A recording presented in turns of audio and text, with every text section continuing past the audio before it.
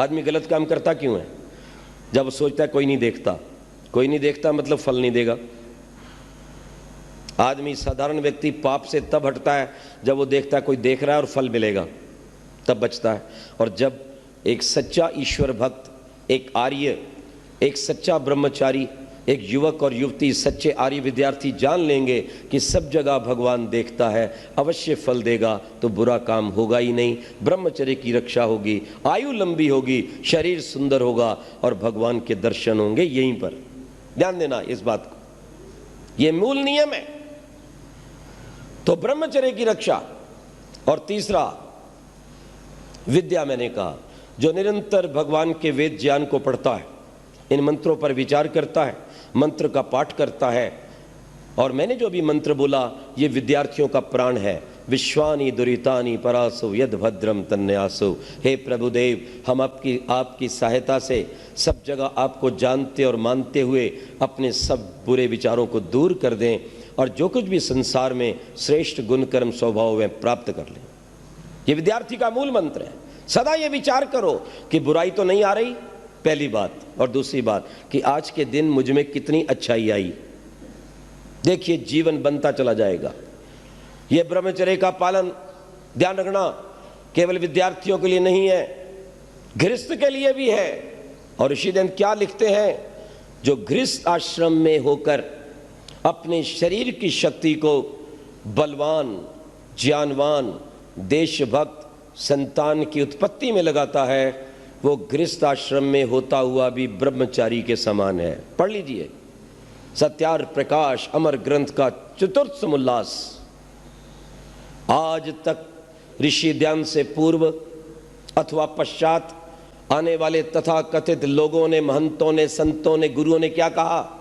गृहस्थ नरक का द्वार है, नारी नरक का द्वार है।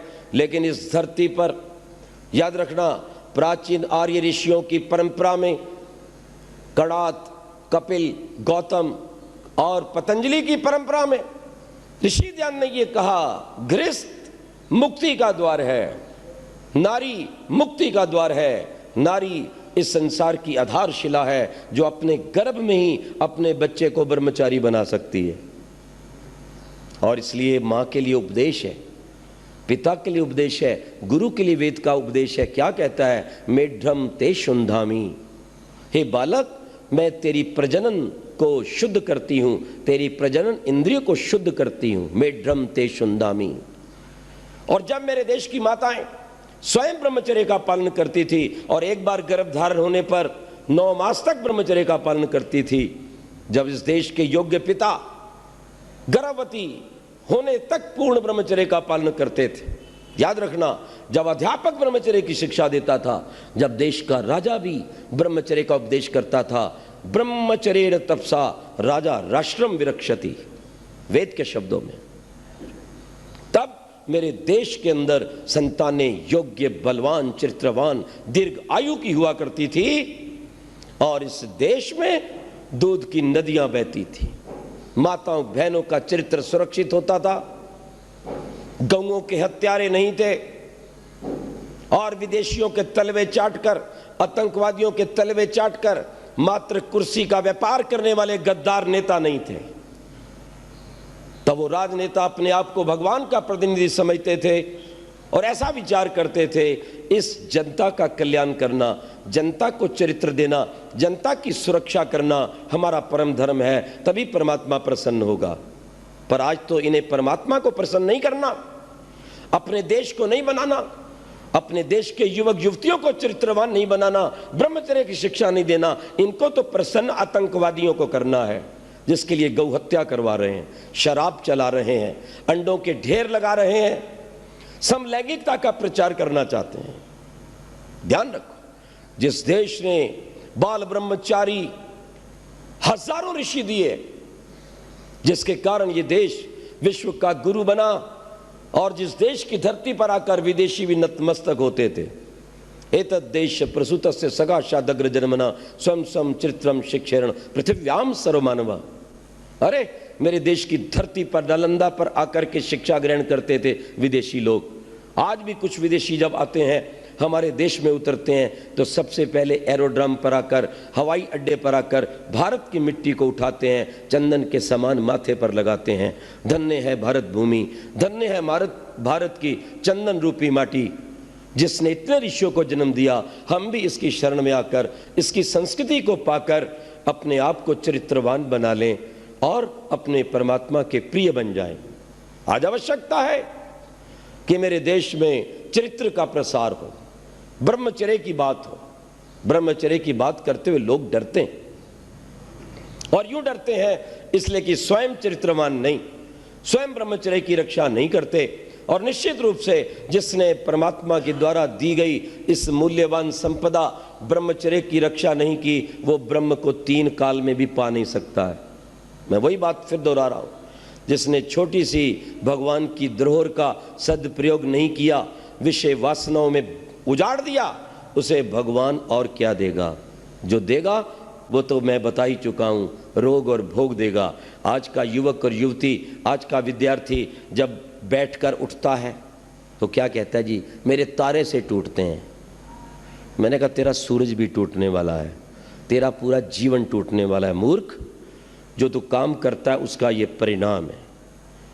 यदि तूने अपने ब्रह्मचर्य की रक्षा की होती, उसे विद्या में लगाया होता, उसे साधना में प्राणायाम के द्वारा लगाया होता, किसी अनाथ की, गरीब की, अबला की, गाय की, सीमा की रक्षा में लगाया होता, तो तेरे तारे नहीं टूटते, तेरा चेहरा सूर्य के समान चमकता।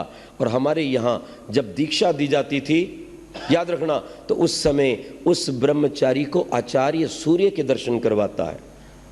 तच्चक्षुरुदेवितम पुरस्तात् शुक्रमुचरत। ओ मेरे शिष्य, सूर्य के समान चमकना, सूर्य के समान तेजस्वी बनना, सूर्य के समान नियम को मत छोड़ना, सूर्य के समान ब्रह्मचर्य की रक्षा करना, नियम पर अडिग रहना, और सूर्य के समान सारे जगत को खींच लेना, प्रभावित करना। याद रखो, आज तो इसकी अपनी इंद्रियां छूटी जा रही हैं, ये दूसरे को क्या छूटेगा? ये रात को सोता है तो सुबह उठता है तो माथे पे हाथ मारता है। सब कुछ खराब हो चुका है, जो कुछ कमाया था वो गंदी नाली का शिकार हो चुका है। और इस देश के गद्दार नेता, कुछ गद्दार सिनेमा बनाने वाले व्यक्ति, और कुछ इस देश के गद्दार डॉक्टर जो वैदिक संस्कृति को नहीं जानते हैं, जो आयुर्वेद को नहीं जानते हैं, और वो भट्ट जैसे व्यक्ति, फिल्म निर्माता, शर्म आनी चाहिए उनको। ऐसे लोगों को भारत का नागरिक होना चाहिए? जिस भारत के संविधान में लिखा है कि भारत का प्रत्येक नागरिक भारतीय संस्कृति से ओतप्रोत हो, अपनी ऋषियों की परंपरा से ओतप्रोत हो, अपने देश की प्राचीन धरोहर से सुसज्जित हो। और ये भट्ट जैसा व्यक्ति दूरदर्शन के ऊपर एक बेचारी मुसीबत की मारी हुई वेश्या को खड़ा कर रहा है और उसके गीत गा रहा है। वैसे तो प्रायः बहुत कम दूरदर्शन देखने का समय मिलता है, जबकि हमें प्रतिदिन समाचार सुनने चाहिए, क्योंकि ये विनाश कर रहे हैं देश का। और एक दिन मैं अचानक ही देख रहा था दूरदर्शन, तो क्या हुआ, दिनेश, उसका नाम मुझे पूरा नहीं याद है, उस भट्ट ने एक वेश्या को खड़ा कर रखा था, महेश भट्ट। महेश भट्ट कहां का है? वो तो दुर्वेश भट्ट है। सच कहता हूं, ऐसे व्यक्तियों को कभी आप सम्मानित मत करो। और क्या कह रहा था, एक बेचारी मुसीबत की मारी हुई उस वेश्या को खड़ा करके कह रहा है, ओहो तुम्हें देखकर मुझे बहुत प्रसन्नता हो रही है, बहुत खुशी हो रही है, और मेरा मन चाहता है मैं तुम्हारे चरण छू लूं। हमें चरण को छू ले, मलमूत्र भी चाट ले, इसका प्रसन्नता जो तुझे बहुत हो रही है। ओह, ऐसा काम करते हुए तुम सुंदर हो। वास्तव में एक वेश्या है, अब किस मुसीबत से बनी, उसके पति ने सताया, किसी ने उसका दुरुपयोग किया, किसी ने उसको जाकर बेचा। अब बेचने के बाद वो बेचारी सोचती है मैं कलंकित तो हो ही गई हूं, तो यही काम करूं। अगर अच्छी संस्था कोई मिल जाती, उसको प्यार से लाती, इज्जत देती, उसको नौकरी देती, उसके बच्चों को पालती, तब तो जीवन बन जाता। तो ऐसे ऐसे दुराचारी महेश भट्ट जैसे व्यक्ति से ये तो हुआ नहीं कि उसको अपनी माँ बहन समझकर उसको ले आए घर पर। अरे मूर्ख, तेरे पास पैसे ही कमी है? हैं? कुबेर की नगरी बंबई कहलाती है। उसको अपनी माँ बहन बनाकर उसको उस दुर्व्यसनों से, दुराचार से बचाकर बिठाता, तब तो बात थी। नहीं, तुम बहुत सुंदर लग रही हो। मैं आपसे एक बात पूछता हूँ, जब एक वेश्या को खड़ा करके एक व्यक्ति प्रसिद्ध ये कहता है, वाह मेरी इच्छा होती तुम्हारे चरण छू लूं, तो इसका आम जनता में क्या संदेश जाएगा? मेरे देश की बेटियों पर क्या संदेश जाएगा? मेरे देश की आज 80% जनता गांव में रहती है, उन गांव में रहने वाली कन्याओं और महिलाओं में क्या संदेश जाएगा कि ये दुराचार करना एक अच्छा काम है? और फिर वो भी महामूर्ख है औरत, वो फिर क्या कहती है, देखो मैं अपना काम बड़ी प्रसन्नता से कर रही हूं। उसके पास होटल है ना, हो सकता है ना, पता नहीं अंडरवर्ल्ड से जुड़ी हुई कितनी देश की गद्दार औरतें हैं, कितनी कालगर्ज हैं, कितनी वेश्याएं जिनके पास धन की कोई कमी नहीं है, पर उनकी क्या इज्जत है, मैं आपसे पूछना चाहता हूं। आज किसी को पता लग जाए ये नारी है, हर आदमी पीछे हट जाएगा। और वो क्या कहती है, मैंने अपनी बेटी को भी कह दिया है तुम कोई भी बार्ग अपनाओ। और दिनेश भट्ट कहते हैं हाँ तुम बिल्कुल ठीक हो। और मैंने दिनेश भट्ट को क्या संदेश दिया, उसको, महेश भट्ट को, मैंने कहा अपनी माँ बहन बेटी को भी ले आ सड़क पर, घोषणा कर ये बड़ा अच्छा काम है, तू इसके चरण छूने की बजाय उनका छू ना, अपनी बेटी को बैठ बोलना कोठे पे बैठ जाए, कहेगा? शर्म आनी चाहिए ऐसे लोगों पे। कोई नंगा रह रहा है, कोई नग्नता के पैसे कमा रही है लड़की, और वो अच्छी अच्छी लड़कियों को बर्बाद और बदनाम करती है। ध्यान रखिएगा, 2 4 5 आपने नग्न लड़कियां देख ली चलती फिरती, जिनका मस्तिष्क भ्रष्ट है। जब व्यक्ति उनको देखता है ना तो उसकी वासनाएं भड़कती हैं। वो भड़की हुई वासनाओं का परिणाम क्या होता है, वो हर कन्या, हर महिला के प्रति वो गंदे विचार रखता है। और अगर वो सीधी सादी भी बिल्कुल लड़की होगी, जिसके कपड़े बिल्कुल ठीक ठाक पूर्ण है, शरीर ढका हुआ है परमात्मा की वेद आज्ञा के अनुसार, अधा पशस्वमोपरि संतराम पादकौहर माते कष्पगलौ दिशन स्त्री ब्रह्मा बभूवित, ये वेद का वचन है। नारी तो राष्ट्र की आधारशिला है इस ब्रह्मांड में। या तो सर्वप्रथम मैं पूज्य हूं, या मेरे पास तेरा नंबर है। मेरी बहनें, मेरी बेटियां सदा सोचें मैं छोटी नहीं हूं इस संसार में। परमात्मा के पश्चात यदि कोई पूज्य है तो वो नारी है, वो कन्या है। इसलिए आज भी हम कन्याओं का एक दिवस मनाते हैं जहां उनके पैर धोए जाते हैं और लड़कों के द्वारा चरण स्पर्श करवाया जाता है। वो इसलिए करवाया जाता था कि मोहल्ले के रहने वाले सब लड़के अपनी कन्याओं के प्रति, लड़कियों के प्रति बहन की भावना रखें, ब्रह्मचर्य का, चरित्र का विकास। ध्यान रखिए इस बात। नग्नता, और फिर क्या कहा जाता है, में नग्न रहने से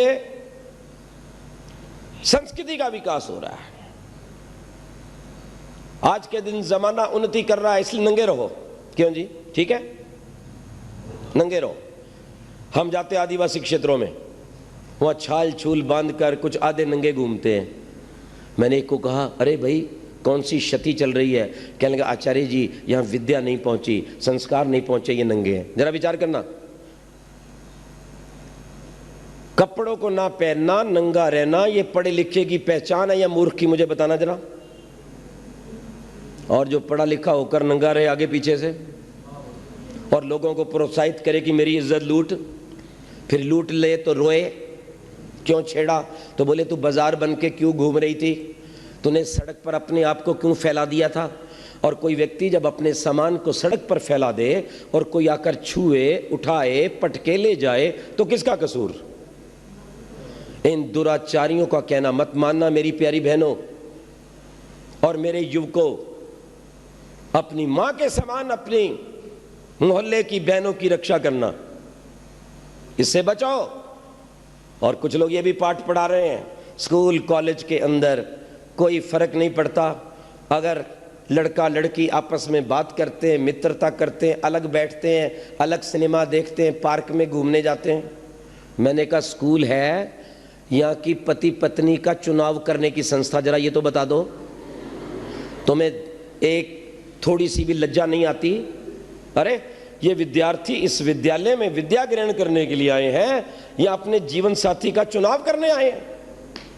या तो उचित एक वेशभूषा रहनी चाहिए, उचित दिनचर्या रहनी चाहिए, और प्रत्येक विद्यार्थी को घर से अपने विद्यालय में और विद्यालय से घर जाना चाहिए।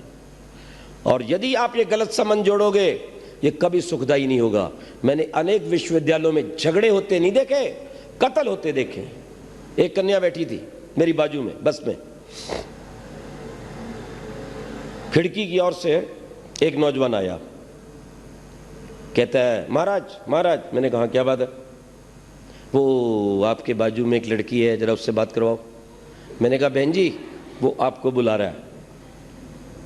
वो कहते नहीं नहीं मैंने नहीं बात करनी। मैंने कहा भैया वो कह रहा है मैंने बात नहीं करूंगी। तो बोले कॉलेज में तो वो खूब घूमती है, सबसे बात करती है, तब उसको शर्म नहीं आती, मेरे साथ बात करने में शर्म आती है। अब सुन लो, विचार करो, जीवन बर्बाद हो जाएगा, शिक्षा समाप्त हो जाएगी, चेहरे के 12 बज जाएंगे, पढ़ाई लिखाई शून्य हो जाएगी, और दिन रात उसी चक्कर में आपका जीवन निश्चित नष्ट हो जाएगा। और होता है। और जब मैं देखता हूँ पढ़ने वाले विद्यार्थियों के अंक कम आ रहे हैं, चेहरा पीला पड़ रहा है, इसको नींद नहीं आती, चेहरे पर प्रसन्नता नहीं, तो समझ लो इसको दुराचार का घुन लग चुका है। कोई कितना भी कहे, कैसे बचें? एक सीधा सा उपाय बताता हूं। लड़के और लड़की जहां मिलते हैं, रहते हैं, मोहल्ला है, घर है, भैया आपस में एक दूसरे को भाई बहन कह के बोलो। मैंने एक लड़के को कहा ये हाय बाय क्या करते रहते हो, ये मेरी फ्रेंड वो फ्रेंड। मैं कहा बहन क्यों नहीं कहते? कहता आप तो वैसा ही सोच लेते हो। मैंने कहा मैं तो ठीक ही सोच रहा हूं, पर तेरी समझदारी ठीक नहीं है, उसके अंदर माल बड़ा गंदा भरा है। मैं एक बात तुमसे मैं पूछूं, मैंने कहा तुम अपनी बहन से क्या उतना ही प्यार करते हो जितना उधर? जितना लंबा तुम उस लड़की को छोड़ आए मोटरसाइकिल पे बिठा के 15 किलोमीटर, अगर तुम्हारी बहन कहती मुझे अभी जाना है, तो तुम क्या कहते? अब तो हैंडल डाउन हो गया, अब तो शर्म आने लग गई। एक ही उपाय है, माता पिता को भी कहना चाहता हूं, गुरुकुल के आचार्यों को, विद्यालयों के प्राचार्यों को मैं कहना चाहता हूं, और यहां बैठे हुए युवक और युवतियों को कहना चाहता हूं, यदि आप स्वस्थ सुंदर बलवान बनना चाहते हो, निरोग बनना चाहते हो, बिस्मिल भगत सिंह आजाद के समान यदि अपने भारत की रक्षा करना चाहते हो, तो आज से एक नियम बना लो कि प्रत्येक कन्या को आप बहन कहेंगे और प्रत्येक कन्या दूसरे लड़के को भाई कहेगी। भाई और बहन कहने में ही रोग चले जाते हैं और पवित्रता आ जाती है। करके देखिए, और इसी का प्रयोग कार्यालयों में कीजिए। जो विवाहित हैं उनको भी मैं कहना चाहता हूं, क्यों नहीं प्रयोग करते? इसलिए नहीं करते ना कि मामला गड़बड़ है। इसलिए ब्रह्मचर्य की रक्षा के लिए ध्यान रखना, यह साधन है। सात्विक भोजन, प्रतिदिन व्यायाम, आपके शरीर की शक्ति खप जाए, ब्रह्मचर्य, सर्वांग आसन, गाय का दूध, सब्जी, दिन भर पानी पीते रहना ताकि कब्ज ना हो। कब्ज नहीं होगी तो ब्रह्मचर्य की रक्षा होगी। रात्रि जल्दी सो जाना। जो रात भर जागते हैं, रात को वायु बढ़ती है, वायु मन को चंचल करती है और वो व्यक्ति कोई भी कुकर्म कर सकता है, वो अपने आपे से बाहर होता है। ध्यान रखना इस बात को। और रात्रि मंत्रों का पाठ करके सोइए। तन्मे मनः शिव संकल्पमस्तु। हमारे यहाँ ब्रह्मचारियों को ब्रह्मचर्य की रक्षा के लिए एक मेखला बांधी जाती थी, शायद आपने कभी देखी हो, और उस मेखला में एक गांठ होती थी बहुत मोटी, मूंज की मेखला, पीछे मोटी गांठ। क्या रहस्य था उसका? कि ये विद्यार्थी सीधा ना सोए। सीधा सोने से ब्रह्मचर्य की हानि होती है, हमारे पेट का और उधर हमारे मूत्राशय का दबाव पड़ता है।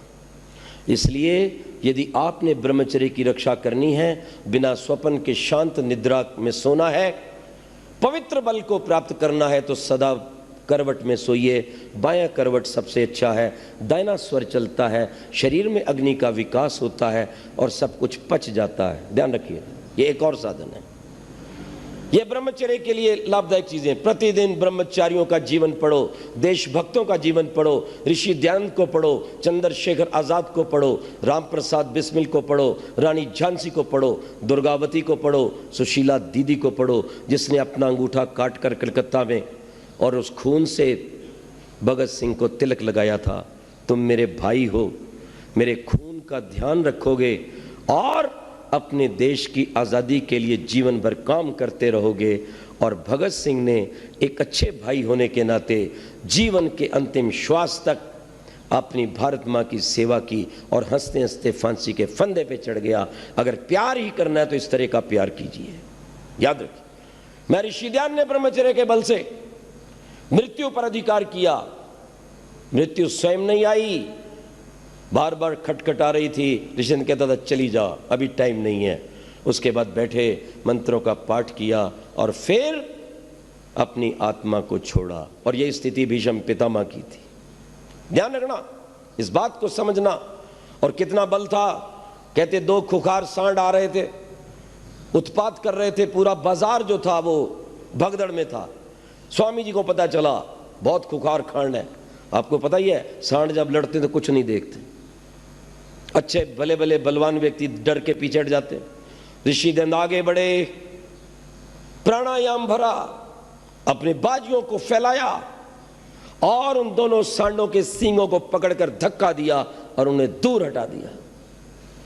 ब्रह्मचर्य आप में बल भरेगा, सुंदरता बढ़ेगा, तेज भरेगा, बुद्धि को भरेगा, आपको जीने का आनंद आएगा। और जब उस जीवन की ज्योति, ब्रह्मचर्य की ज्योति को लेकर आप ओम का जप करेंगे तो भगवान आपको शीघ्र मिलेगा, पक्की बात कहता हूं। और ठीक इससे विपरीत, अंडा या खाने वाला व्यक्ति 20 जन्म में ब्रह्मचर्य का पालन नहीं कर सकता, वो जरूर अपने जीवन को बर्बाद करेगा, क्योंकि वो उत्तेजना पैदा करता है और वो व्यक्ति व्यसनी बनता है। शराब, मांस, दुराचार, गंदे गीत, अपने हाथों से कुचेष्टा करना, जीवन में गंदे विचार लाना, ये ब्रह्मचर्य का पतन है। जब तक आप 16 वर्ष से बड़े ना हो जाएं, 25 वर्ष से बड़े ना हो जाएं, तब तक विवाह की बात मत सोचें। और सोचें तो इस विचार को लेकर सोचें, मैंने जो जीवन में तप किया है, मैंने जो विद्या प्राप्त की है, मैंने जो संयम किया है, इसके द्वारा अगर मैं इसका प्रयोग करूंगा तो अपने देश के लिए अच्छी बलवान सुंदर संतान दूंगा जो अपने देश को स्वतंत्र करवा सके। अन्यथा मैं अपने शरीर की शक्ति को बर्बाद नहीं होने दूंगा। हमेशा इस बात को भूलो। इसलिए भगवान वेद में कहता है अश्मा भवतु नस्तनु। आइए हम इस विषय को समाप्त करते हैं और अंत में ये कहना चाहते हैं, जिनको रोग है किसी भी प्रकार का, शारीरिक गुप्त रोग है, चाहे वो लकोरिया है, श्वेत प्रदर है, रक्त प्रदर है, स्वपन दोष है, धातु विकार है, उसके लिए अमृत तुल्य भगवान ने हमें एक औषधि दी है जिसका नाम है आंवला। आज से यदि आप ब्रह्मचर्य की रक्षा चाहते हो, शरीर को सुंदर तेजस्वी बनाना चाहते हो, चाय को एक झटके में बंद कर दो, लाल मिर्च बंद कर दो, आंवले को छोड़कर शेष खटाई को बंद कर दो, आंवले का चूर्ण बनाओ मिश्री मिलाकर और दिन में 2-3 बार, अगर गर्मी है तो आप उसका सेवन पानी के साथ करें, अगर सर्दी है तो आप दूध के साथ भी कर सकते हैं, हल्के पानी से सर्व कर सकते हैं। ब्रह्मचर्य की रक्षा के लिए आप सर्वांगासन अनिवार्य रूप से करो, पूरे शरीर की रक्षा करेगा और आपके चेहरे को तेजस्वी और आपकी बुद्धि को सूक्ष्म माइक्रोस्कोपिक बनाएगा। सायंकाल प्रतिदिन बाह्य कुंभक प्राणायाम कीजिए। आर्य समाज में आइए, आर्य समाज में हमारे जो लोग हैं, विद्वान हैं, पुरोहित हैं, सदस्य हैं, वो सब आपको ये बातें बता सकते हैं। रविवार को आइए, यहाँ पर बैठिए, यज्ञ कीजिए, जीवन में ज्योति को प्राप्त कीजिए, संसार को प्रकाशित कीजिए, कीड़े मकोड़े की तरह मत मरिए। जिंदगी उसी की है जिसका दुनिया नाम जपती है। अरे जिंदगी यूं तो कुत्ते और बिल्ली की भी कटती है। अच्छा है कुछ काम करना, देश धर्म का इस नाव में, नाव खाली हो तो मझधार में पलटती है।